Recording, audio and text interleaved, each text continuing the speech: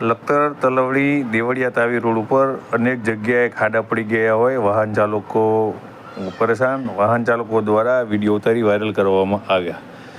સરકારશ્રી દ્વારા લખતર દેવળિયા તાવી વચ્ચેનો જે રોડ એ અતિ બિસ્માર હતો અને લોકો દ્વારા ખૂબ જ માંગ કરવામાં આવી, અનેક રજૂઆત કરવામાં આવી. ત્યાર પછી આ રોડ ઘણા વર્ષો પછી બનાવવામાં આવ્યો હતો.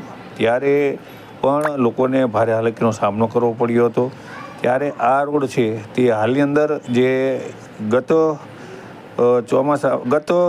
થોડા દિવસો પહેલાં જે વરસાદ આવ્યો 8 ઇંચથી 12 ઇંચ, તેની અંદર આ રોડની હાલત થઈ છે અને તેના કારણે વાહન ચાલકો પરેશાન થઈ રહ્યા છે.